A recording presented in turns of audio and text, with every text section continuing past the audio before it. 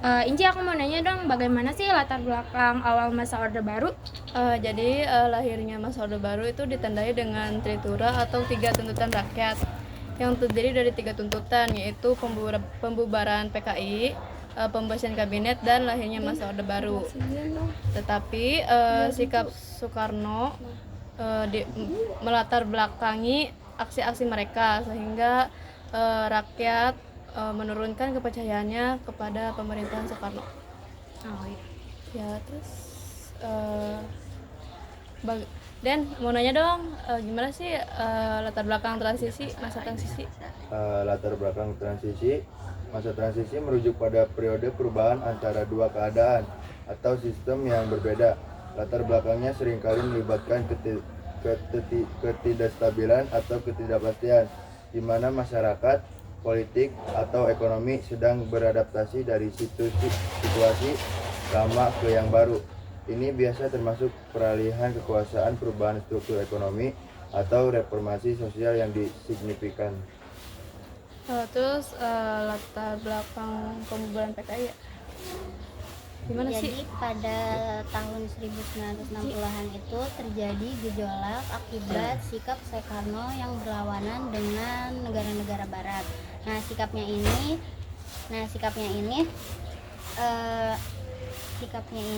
yang anti neokolonialisme dan neoimperialisme menyebabkan Indonesia kehilangan dukungan politik dan ekonomi dari luar negeri. Pemicu konflik ini menimbulkan sentimen anti PKI dan anti Soekarno pada tahun 1966. Lalu rakyat dan mahasiswa melakukan demonstrasi besar-besaran untuk mengacam Soekarno atas terjadinya peristiwa G30S atau PKI dan inflasi yang terjadi. Kemudian ada pembubaran PKI di era kepemimpinannya Soeharto mengeluarkan kebijakan untuk melakukan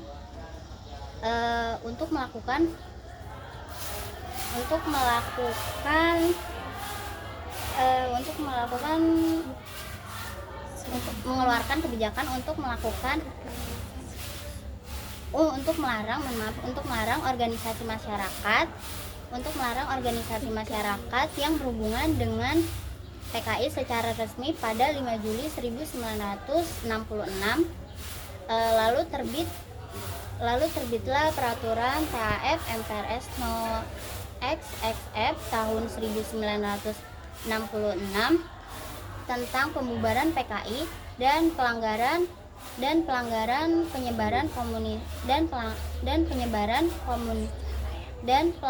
penyebaran komunisme, marxisme dan penialisme.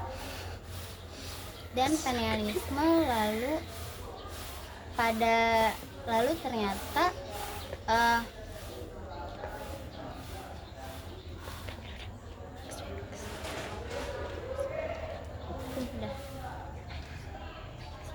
Terus pembersihan kabinet gimana sih? Pembersihan kabinet dari unsur G30 SPKI adalah proses yang dilakukan Indonesia pada awal tahun 1966 untuk menghapus pengaruh Partai Komunis Indonesia atau PKI dan anggota-anggotanya yang diduga terlibat di gerakan G30 September 1965. Gerakan ini yang dikenal G30 SPKI dianggap sebagai upaya kudeta yang gagal dan menyebabkan kekacauan di Indonesia. Nah, selanjutnya ada yang tahu nggak tentang penurunan harga? Penurunan harga dapat menjadi indikator perbaikan ekonomi dalam beberapa konteks. Jika harga barang jasa menurun, ini sering menunjukkan bahwa inflasi sedang menurun atau permintaan telah menurun. Namun, penurunan harga juga dapat disebabkan oleh permintaan yang cukup tajam dan masalah ekonomi yang lebih besar seperti resesi dan perbaikan ekonomi. Nah, aku mau nanya dong ke kamu. Kamu tahu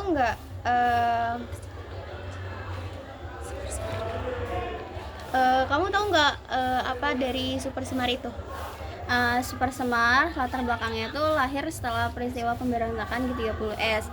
Hal tersebut membuat kepercayaan terhadap publik menurun. Nah, pada tanggal 12 Januari 1966, para pelajar, mahasiswa, dan masyarakat mengajukan 3 tuntutan rakyat atau Tritura.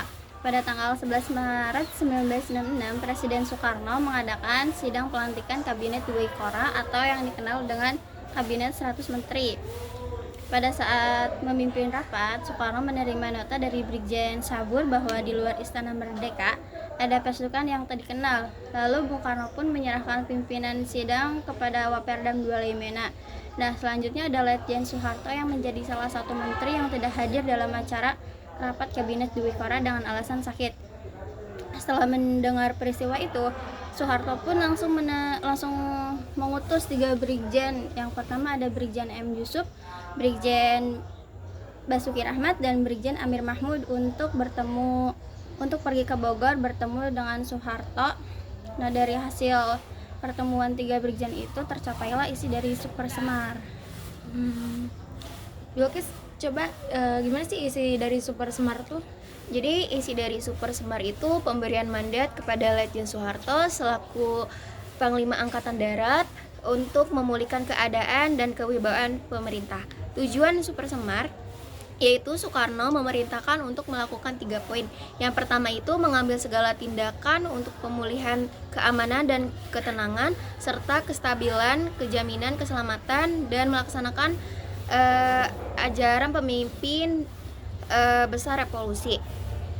Yang kedua itu mengadakan koordinasi pelaksanaan dan pemerintah dengan Panglima Angkatan lain dengan sebaik-baiknya. Yang ketiga itu melaporkan segala sesuatu yang bersangkut paut dalam tugas dan tanggung jawabnya. Kamu tahu nggak dari awal mula dari dualisme itu apa? Jadi di antara Orde Lama dan Orde Baru, Indonesia mengalami dualisme kepemimpinan. Dualisme kepemimpinan ini terjadi ketika Soeharto ingin mengambil alih pemerintahan dari Soekarno, sedangkan Soekarno masih menjabat sebagai presiden. Yang melatar belakangi dualisme kepemimpinan ini adalah di awal tahun 1966,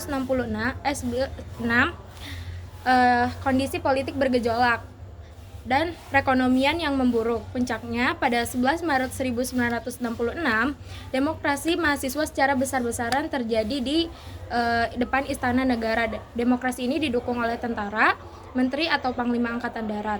Letnan Jenderal Soeharto pun meminta agar Soekarno memberikan surat perintah untuk mengatasi konflik apabila diberi kepercayaan. Maka pada 11 Maret 1966, sore di Istana Bogor, Soekarno mendatangani surat perintah untuk mengatasi keadaan.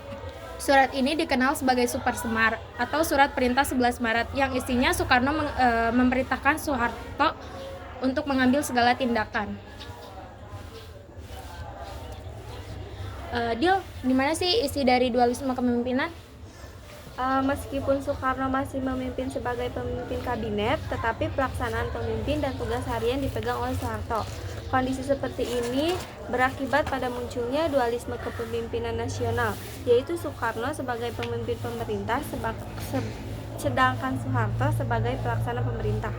Presiden Soekarno sudah tidak banyak melakukan tindakan-tindakan pemerintah, sedangkan sebaliknya, Letjen Soeharto banyak menjalankan tugas-tugas harian pemerintah. Adanya dualisme kepemimpinan nasional ini akhirnya menimbulkan pertentangan politik dalam masyarakat, yaitu mengarah pada munculnya pendukung Soekarno dan pendukung Soeharto. Hal ini jelas membahayakan persatuan dan kesatuan bangsa. Oh ya. Assalamualaikum warahmatullahi wabarakatuh. Waalaikumsalam warahmatullahi wabarakatuh. Nama saya Dewi Setia, izin bertanya, mengapa pada masa transisi 1966 sampai 1967 terjadi dualisme kepemimpinan nasional? Jadi jawabannya itu adanya Super Semar. Jadi isi dari Super Semar itu adalah pemberian mandat kepada Letjen Soeharto selaku Panglima Angkatan Darat untuk memulihkan keadaan dan kewibawaan pemerintah.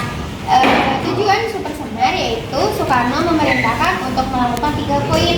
Yang pertama yaitu ada pengambil segala tindakan untuk memulihkan keamanan dan ketenangan serta kestabilan jalannya pemerintah dan revolusi, menjamin keselamatan dan melaksanakan pasti ajaran pemerintah besar revolusi.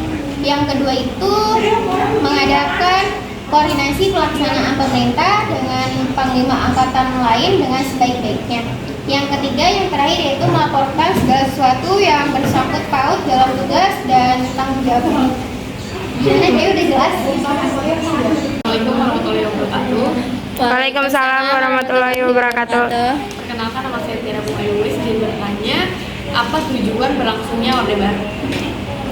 Saya akan menjawab pertanyaan dari jadi Orde Baru yang dimulai pada tahun 1666 di bawah kepemimpinan Presiden Soeharto muncul sebagai respon terhadap perubahan politik setelah gerakan G30 SPKI yang bertujuan mengoreksi penyimpangan masa Orde Lama, menata kembali kehidupan rakyat dan menerapkan Pancasila dan Undang-Undang 1945 secara konsisten. Apakah sudah jelas? Warahmatullahi wabarakatuh. Waalaikumsalam warahmatullahi wabarakatuh. Perkenalkan, nama saya Rizky Putri dari kelompok 2. Bertanya, mengapa masa Orde Lama berakhir? Saya akan menjawab pertanyaan dari Kiki.